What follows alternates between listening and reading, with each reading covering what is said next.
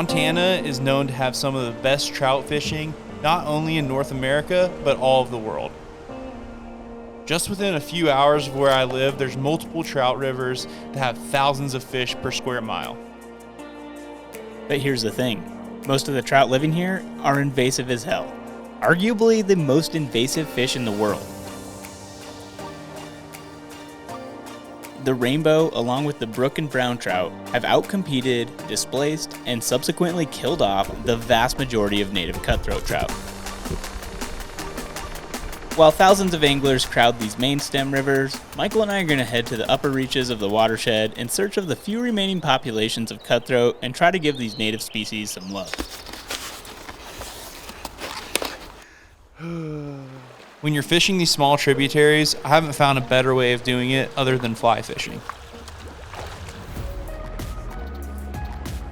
I found that a 7-foot 6-inch 3-weight is the best rod for this application. I would equate this to a 6-foot ultralight rod for you gear guys out there. Having a shorter rod allows you to cast in ultra tight spots, and a 3-weight is just the right size for these smaller fish and lighter tippets. Also, having a shorter leader, say a 7-foot max leader, will help you control your fly a bit more. There's 10 flies in my lineup, I'd say. And we've gone through most of them. But there are, I'm seeing more bugs come off that, I don't know if it's just better in the afternoon or what. I fished this creek a couple times in the past. Most of the time it's been this time, and we usually wind up catching a few. We've never just came out and absolutely smoked them, but we're obviously just trying to catch a few cutties to show you guys.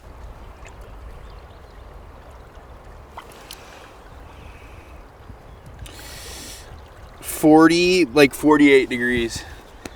Whew, that's cold. That is really cold. It kind of makes me want to drink some of that. Ooh. That's frigid. Okay, quick trout distinction here. This is a rainbow, or as I like to call them, spotted river carp. They just spend their time spawning a bunch, eating up all the food, happily living in warmer water, and generally taking up space. This is a cutthroat. Super cool. Look at that thing. So cool. Unfortunately, they aren't as great at the warm water thing. They get bullied around by the other trout and pushed to the less productive parts of the stream. This is a brook trout. You can tell that they are just bullies. Look at them, pushing other fish around. They're really good at occupying and outcompeting fish in smaller streams. This is a brown trout. Just an aggressive bugger, eating everything and just displacing fish left and right. I'm kind of joking, but not entirely. The cutthroat have been pushed to the farthest upstream portions of the zones that they once occupied, while their non-native counterparts have filled in the vast majority of the total available trout habitat.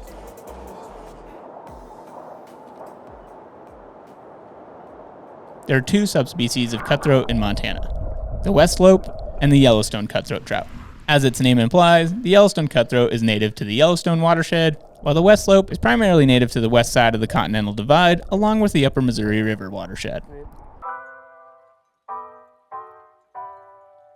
Right now, we're in a small tributary in the upper Missouri, but not too far downstream is a bigger river where the primary occupants are rainbow trout. Now, here is where one of the big management challenges comes into play. Rainbow and cutthroat trout can successfully spawn together and hybridize. So now, many of the cutthroat strongholds are crossed with rainbows into what is commonly called cutbows. Unfortunately, when these fish hybridize, the result is a fish that has lower fitness and less reproductive success. With the non-native trout taking over the majority of the habitat combined with the hybridization, it's not too far-fetched to imagine a future where pure cutthroat trout are non-existent.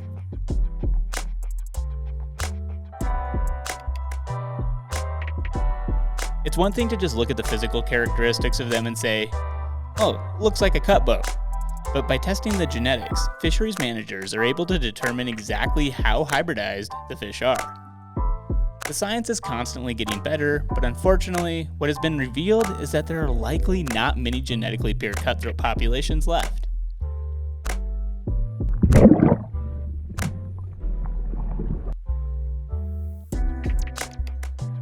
Dialing down, looking at just the core populations that have not hybridized, the Yellowstone cutthroat occupies somewhere in the neighborhood of only 10% of their historic range, while the genetically pure Westslope cutthroat occupy only 3% of their historic habitat.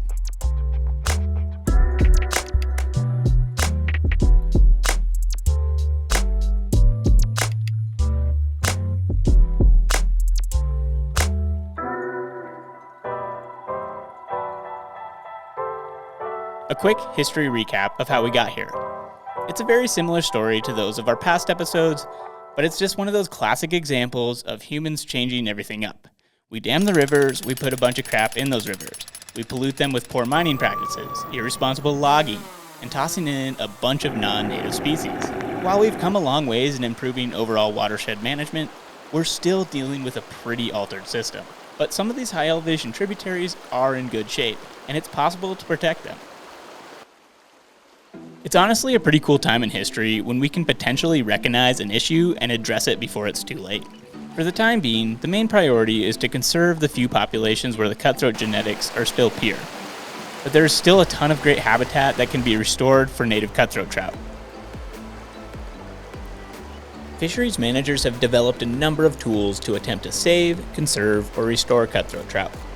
One tool that has been used to restore and bolster genetically pure populations is a technique called genetic swamping, where over the course of several years, genetically pure trout are reared in hatcheries and then added into the population to dilute the genes of the hybrids.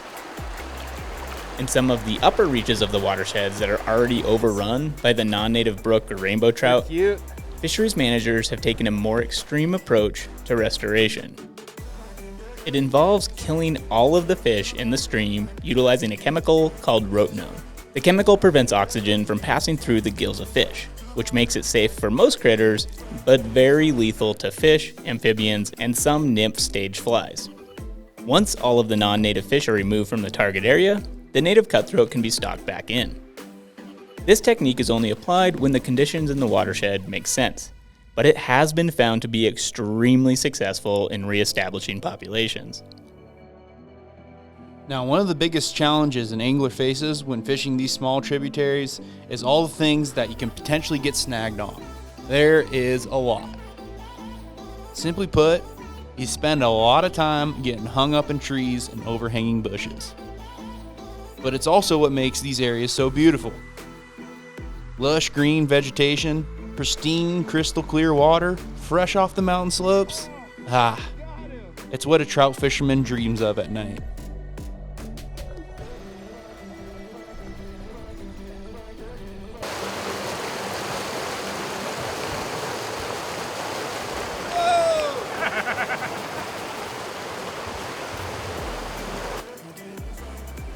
Little cut in them. Stealth is the best way to approach these tiny creeks. The water is crystal clear and the fish are usually not too far from where you stand. I like to work upstream. By doing this, I can cast upriver and allow my flies to drift back to me. Plus, I think it puts me at a tactical advantage fishing behind the fish and them not seeing me.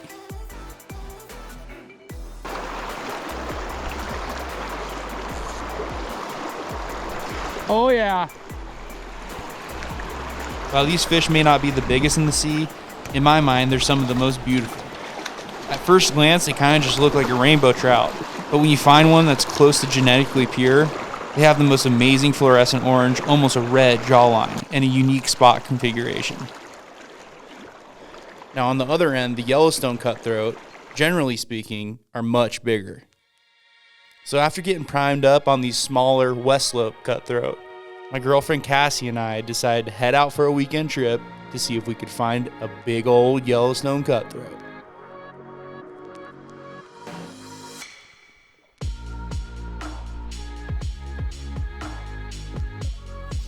Oh yeah! Oh yeah! Oh yeah!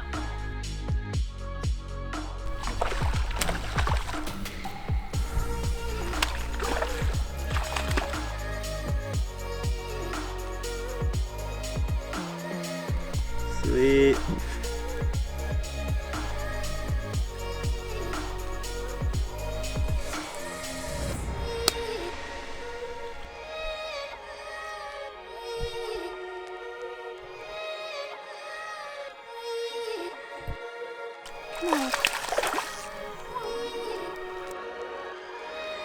A lot of times you can see these fish because they're in such pristine clear water and you're able to sight fish to them. It's a very visual way of fishing and it's a ton of fun.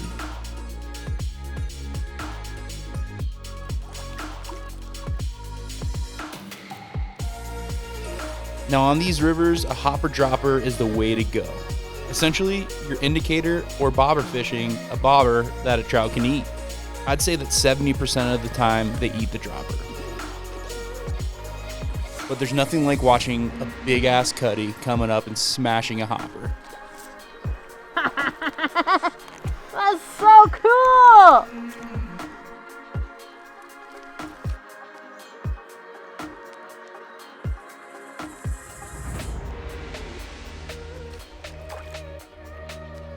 I found that Yellowstone Cutthroat are pretty inquisitive. They'll come up and just stare at your fly and then eventually sip it down.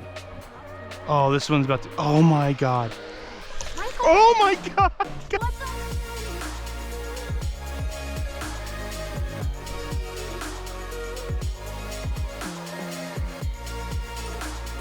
That's good. Sweet.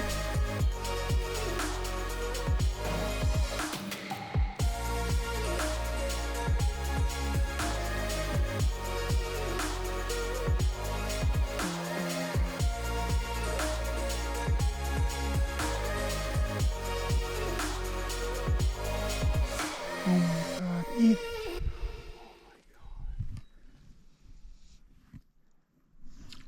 Got it. Oh yeah. This is a big one. This is a big cutty.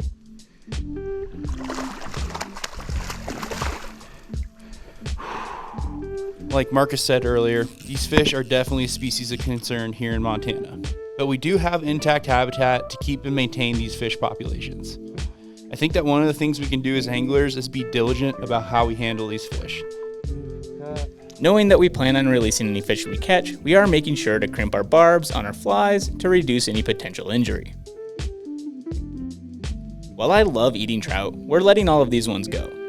Limited harvest is legal in many areas, but I just feel better about bonking a rainbow on the head versus a cutthroat, at least whenever I'm fishing in free-flowing water. Now, when fishing mountain lakes, that's a totally different story. Many of these lakes are their own system that are stocked and isolated from much of the watershed. In those cases, I'm a huge fan of consuming cutthroat, and I have to say that they are often exceptionally tasty. While we'll never return to the cutthroat distributions of the past, it is encouraging to see all of the work that is currently being done to restore and protect populations where possible.